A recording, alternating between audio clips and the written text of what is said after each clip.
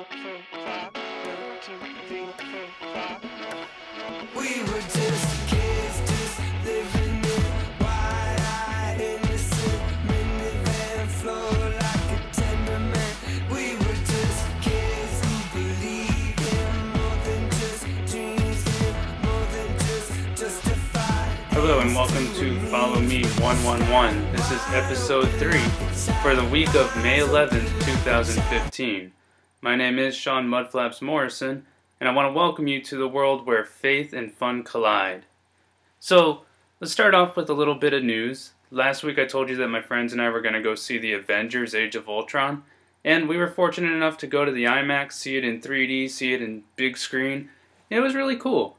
There were still some things that I didn't really like about the movie, and we'll get into that a little bit later.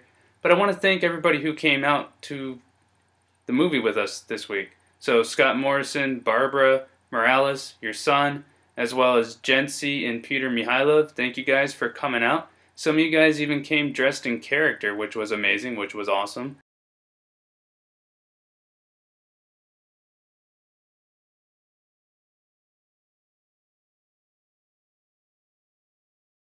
So I want to thank you guys for coming out, seeing the show with me, having fun. Now, don't be upset if you missed this week's event. There will be multiple events throughout the year where we're going to meet together as a group, try and get a Follow Me 111 community group together. So we have one planned for June 26th. June 26th, I'm going to be up in the Orlando area. I'm going to be going to a workshop for interpreters. That's what I do besides this. And while I'm up there, I'm going to go over to the Earl of Sandwich located at Downtown Disney. Well, I don't know if it's really called Downtown Disney anymore. Now it's being changed over to Disney Springs, and I hear that they have the new parking garages open, so it'll be a good time to go over there, check it out, see what's going on. We're going to meet on Saturday, June 26th, from 7 to 9 at the Earl of Sandwich.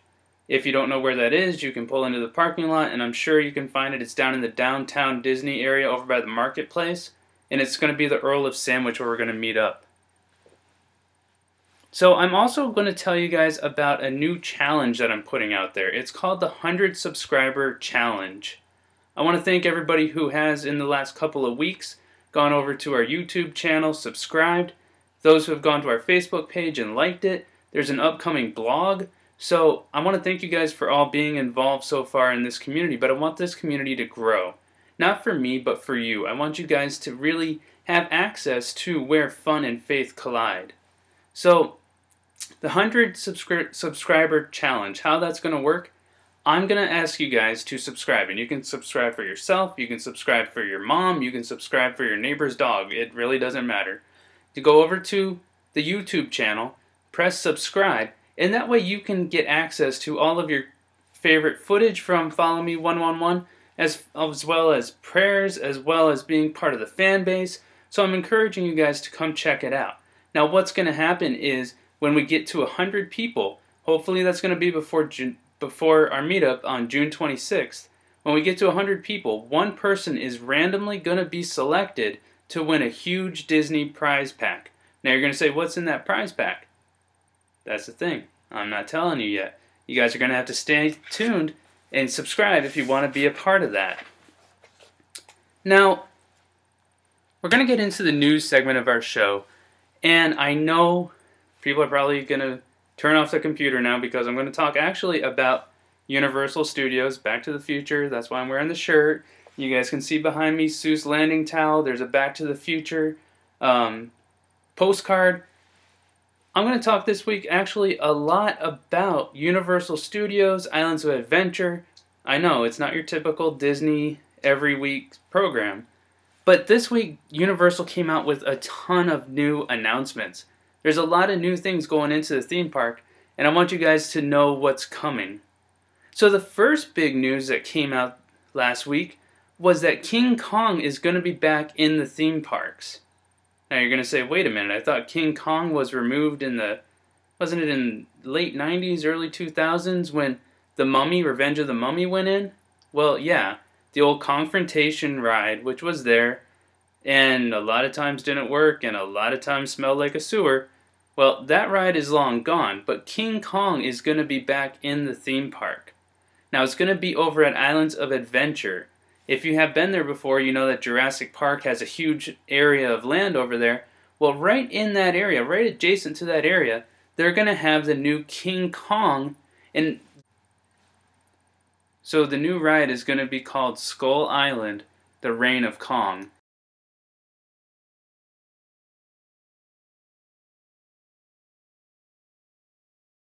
And this is going to be unlike anything Universal has had before. This ride is going to take you in a new area that you have never seen before. There's a new movie coming out, which is going to be called Skull Island, The Reign of Kong. It's kind of goes with the ride. It's coming out in 2017, and that's really what this ride is about. On this ride, 72 people are going to fit inside a Jeep. And there's going to be an indoor section and an outdoor section. My understanding is, you can see the picture right here.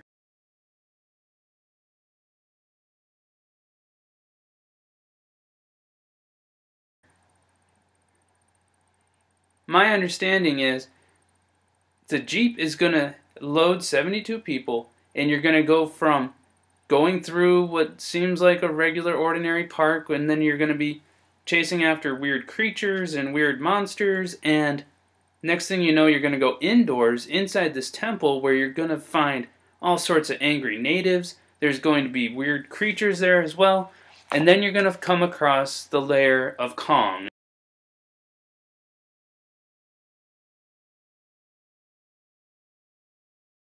And of course he's going to chase after the vehicle and everything else.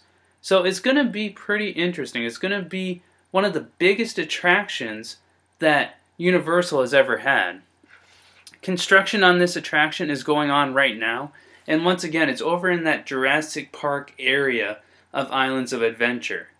Now, speaking a lot about Jurassic Park, I wanted to bring these guys on the show. This is my pet T-Rex and my pet Spitter from the original Jurassic Park. Well, Jurassic Park is coming out with a 4th movie. It's going to be called Jurassic World, and it's set to open in June 12th of this year. Now again, you can go over to the IMAX, you can see it in big screen, you can see it and really enjoy it. But this is going to be the 4th Jurassic Park made. Now Steven Spielberg is going to produce it, but he is not going to direct it. There's going to be a new guy behind the movie magic, and it's going to be Colin Trevorrow.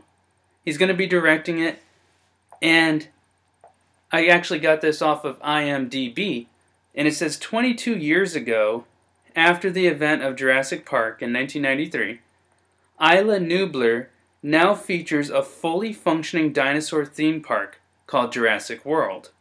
As originally envisioned by John Hammond, after 10 years of operation and visitor rates declining, in order to fulfill a corporate mandate, a new attraction is set up to re-spark interest, which backfires horribly. Of course it backfires horribly. It's Jurassic Park. Now, the movie is going to be rated PG-13 for action and peril.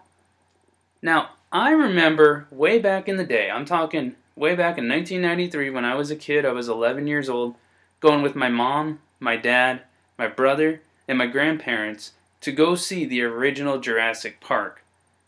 Now, the reason I remember it so much is because my mom was freaked out, okay? She was literally in the movie theater holding onto the armrest for dear life while sticking Kleenex and napkins in her mouth so that she didn't scream. If you guys remember in the original Jurassic Park, there was a little boy and a little girl, and the girl was afraid of all the dinosaurs, even the herbivores. That's how my mom is. I remember sitting there, and she was just screaming. She was freaked out. I was like, Mom, it's okay. That's a brontosaurus. They're not going to eat you. Well, that's the joy, that's the fun of Jurassic Park. Now, I did say at the beginning of this show that we're going to talk a little bit about the Avengers, a little bit about King Kong, a little bit about Jurassic World. And the thing I want to talk about, I don't know. I saw the Avengers, Age of Ultron, and it was a decent movie. I mean, it wasn't the best movie. I really think the first one was better. But what I found out is Disney's pushing the envelope, something that I never thought would happen. Disney wants to be crass, or Marvel wants to be crass. At the very beginning of the movie, I'm not going to say the words, and I'm definitely not going to ruin the movie, but Iron Man flies overhead, things blow up, and he curses. And then Captain America's like, language. Well, they go throughout most of the movie picking on Captain America for being the goody two-shoes, until towards the end of the movie, Captain America starts cursing. Now, I'm sorry. I like Captain America. He's probably one of my favorite Avengers. I like the whole superhero franchise. I'm no prude, I work in a middle school. But when the people that we're presenting to our kids as heroes, when they're cursing, what kind of an example is that setting? You know, you kind of expect it in King Kong, might expect it in Jurassic World, oh, it's scary, so I let out a curse word. But isn't Captain America supposed to be one of the good guys? Now, like I said, I work in a middle school. I know the kids hear this stuff, but even non-believers who I've talked to have said, that's kind of ridiculous. Why is Disney cursing? Why is Marvel putting these filthy things in their movies? I'm of the opinion that movies like National Treasure and stuff like that, where there's tons of action and there's no cursing in it, are a lot better. You can actually sit there with your parents, your grandparents, your kids, and you can enjoy it. This is where fun and faith collide. Do I think that we should go and boycott Disney and, send all sorts of hate mail? No. It's the world. It's what it is. But I just don't think that it's proper. I don't think that it's necessary for a good movie.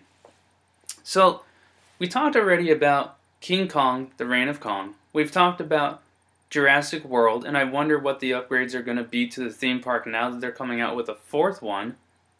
The third bit of news that Universal came out with this week is that Nintendo is going to be joining the world of Universal. Now, in a press release, one of their creators said this. So, the theme park division of NBC Universal said this. Universal theme parks offer incredibly popular, innovative themed family entertainment experiences based on compelling stories and characters, using powerful storytelling and innovative technology. The company said in a joint statement, Nintendo has created remarkable and imaginative worlds filled with captivating stories and beloved characters. Now for the first time, those stories and characters will be brought to life in entirely new ways, only at Universal theme parks. So, I started wondering, what is going to go in? What is the new Nintendo Land going to look like? What would you guys like to see there? Is it maybe a Donkey Kong attraction? Is it Mario Kart? Is it some kind of Legends of Zelda type thing? What do you guys want to see there? Now, you can write your requests, you can write your responses into followerme111@yahoo.com. You can look down at the bottom of the screen and it should be scrolling around right there. Now, to go with that, one of the things that I've noticed is Universal Studios and Walt Disney World, they kind of operate differently. Universal Studios, they go with the newest, the best, whatever the hot ticket item is for that year, and they put in an attraction. Case in point, when Universal Studios first opened, they had Jaws, they had my favorite, Back to the Future, and they also had Murder, She Wrote. Now, all of those attractions are gone, because let's face facts, what kid even really knows what Back to the Future, Murder, She Wrote, or Jaws is? And so they've replaced those with things like Harry Potter, Transformers, Despicable Me, The Simpsons. Universal goes for what's hot now, and they make an attraction. Case in point, King Kong. They haven't come out for the ride yet, and they're already putting it in. Now, Walt Disney World, they do things a little slower, a little different. Disney World seems to go with the, well, let's see what people want over a long period of time before we put something in. Case in point, Little Mermaid. Came out in 1989. Now, it's true they did have Voyage of the Little Mermaid over at Hollywood Studios. It wasn't all that long afterwards. But the new Under the Sea at the new Fantasyland, the Ariel ride, that wasn't put in until 2012. That's almost 20 years later. Now, you would think most kids don't even want to know what's going on in a movie 20 years ago, except for Little Mermaid is one of the most popular Disney movies ever made. Every little girl wants to be Ariel. So, I'm asking you guys, what do you think is better? The Universal approach of, it's hot now, let's hit the nail while it's still red hot? Or is the Disney approach better? Where, well, you know what, we want memories. We want memories from when you were a kid and you went and saw The Little Mermaid. Now you have kids and you guys can ride that ride together. Which one do you guys think is better? Or are they both good? I don't know. Send me what you guys think is the answer. The Universal approach or the Walt Disney approach? We're going to change gears a little bit. This last Sunday was Mother's Day, and hopefully you guys had a great Mother's Day. If there's any moms out there, happy belated Mother's Day. But I want to tell you guys that really moms are super important. Not just to going to Disney World, going to Universal, hanging out, but to everyday life, to just being there, being your driver, being the person who takes care of you when you're sick, being the person who's there for you when you break up with somebody, being the person who's there for you for whatever the life situation is. Moms really are heroes. Moms really are people that we need to be thankful for, that we need to be grateful for. I'm going to tell you guys that a lot of this show, a lot of who I am, is because of my mom. Really, when I was a kid, she was the one who I could always turn to. Now, as an adult, I'll tell you, a lot of times we fight, a lot of times we scream at each other, but there's nobody I love any more than my mom. So here's a picture of my mom and I when we went to Universal Studios last year for Rock the Universe. I love hanging out with her and I love everything she does for us. Thanks, Mom. She's the one who, I remember being a kid, and I told you guys that I liked Jurassic Park, but I remember going to the library with her and checking out every single dinosaur book known to man because I was obsessed with dinosaurs. And she used to sit there with me every night and read it. And then after we'd read a book like that, she would break open the kids' Bible, read it with us, sing prayers with us, put us to sleep. You know, that's the legacy of a mom. That's amazing that somebody would do that. That somebody would set aside their time to invest in the next generation. Again, I'm going to date myself, but there was a movie back early 90s called Hook. Again, Steven Spielberg directed it. Robin Williams, the late Robin Williams, was Peter Pan. And he was a kid who came to Earth, fell in love, decided to stay here, forgot that he was Peter Pan, and then you guys have maybe seen the movie. He gets called back to Neverland and forgets all about that he's Peter Pan until he remembers about his kids. His kids were his happy thoughts. His kids were the ones that made it possible for him to be Peter again and to fly again. Well, for me, that's my mom. She literally taught me how to love imagination, how to love reading, how to love Disney, Universal, all the things that I think are really cool now. So much of that is because of my mom. I literally say a lot of times, I learned to fly from my mom. And it's true. So I want to thank you for always believing in me and always investing in me. Now, I know some people don't have great parents. You know, it's good to talk about moms that are amazing and stuff, but I've worked in foster care long enough to know that not every mom is amazing. Not every mom does what's right for their kids. And I really want to say I'm sorry for that. But I looked up this article from James McDonald this week, and it said it's never too old to honor your parents. I'm going to read a little bit of it to you. It says, if we take the Bible seriously, then we know that finding a way to honor our parents, no matter who they have been, no matter what they have done, is a very significant action. I'm serious. The Bible is filled with stories of people who honored their parents and succeeded, and those who did not honor their parents and failed. If you're alive, you have a reason to honor your parents, even if they were horrible. The fact that you're here, you need to thank your mom and your dad. Now you may think, if this guy thinks for a moment that I'm going to honor my old man, he has another thing coming. Well, let me try to get by your resistance. Honoring our parents does not mean several things. First, honoring our parents does not mean to go back groveling and seeking their approval. Children need to get freed from my parents' approval bondage. Secondly, it doesn't mean to make yourself vulnerable to their hurtful behavior. Sometimes appropriate boundaries between children and abusive parents are necessary, but the need for that type of boundary does not free us from the obligation of honoring our parents. Thirdly, honoring our parents does not mean ignoring or denying the past. Here's what honoring your parents does mean. It means choosing to place a great value upon the relationship with them. You're not asking people to forget about the past. If they were bad, if they were abusive, if they were whatever. We're not asking you to just ignore that, forget that. But we are saying you need to honor your mom. You need to honor your dad. I'll give you just a couple of scriptures.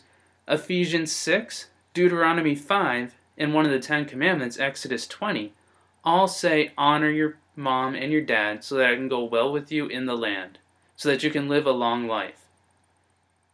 Honoring, what does it mean?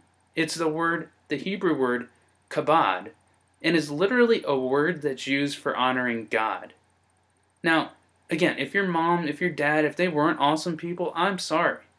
But the fact that you're here, the fact that you can hear my voice, the fact that you're on this planet to serve God and to have fun, well, you got to thank your parents for doing that. In some way, somehow, if you have a strained relationship, you need to get it back, you need to get it right. And if you have an awesome relationship, thank God for it. So, it's never too late to honor your mom and your dad. If you missed Mother's Day, well, call her tonight, call her tomorrow. Call her, and even if you haven't talked with her in 15 years, say, hey, thanks for trying your best. I love you. That kind of stuff, that's what it's about. So, I was thinking of a Disney movie, and a couple years ago, a movie came out called Brave. Now, maybe you guys saw it, but there was a girl, Merida. Let's turn her so you can see her. And she was headstrong, and she didn't want to do anything that her mom told her to do. She wanted to run off, she wanted to ride horses, she wanted to shoot her arrows, she wanted to do whatever she wanted to do. Well, her mom, the queen, always wanted her daughter to grow up and be like her. She said, a queen doesn't do this, a queen doesn't do that, you're not living up to my expectations. So, Merida got ticked, went, found a witch, had mom turn into a bear. Didn't mean to, but mom turned into a bear. And it really was a reflection of what Merida felt about her mom on the inside. She thought her mom was a monster, and outwardly, she became a monster. Her mom literally became a bear. Now, you guys have probably all seen the movie, but you know at the end, Merida does everything in her power to get her mom back into being a human. The two of them make up. The rift in the family is brought back together.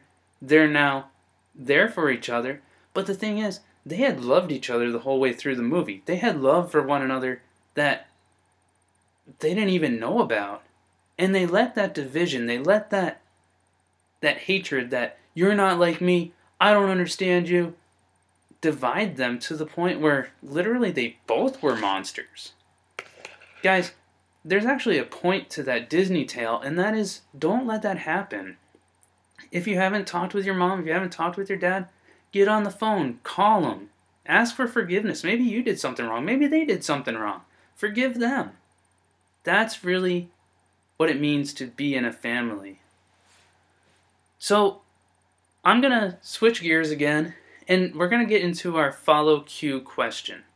Now, first off, I want to thank Barbara Morales for getting last week's follow cue question correctly. The question was, what year was the first Run Disney event held?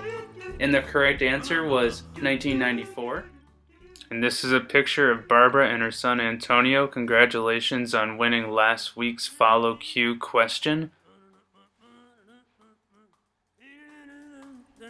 But I also want to bring this week's challenge to you guys. And that is, in the movie Brave, what was the name of the queen? And don't say mom. What was her actual name? Now, you can send in the correct response to followerme111@yahoo.com, and if we get that before Friday on midnight, you will automatically be placed into a drawing, and the correct winning response will win a prize. So again, you can send those responses, those correct answers, those prayer requests. If you have any tips about going to Universal, Islands of Adventure, you can send all that to followerme111@yahoo.com. Now, of course, you can reach us at Twitter at SOSMIN1. You can contact our Facebook page. You can go over to Tumblr, which is a new source that we have, and that one is followme111.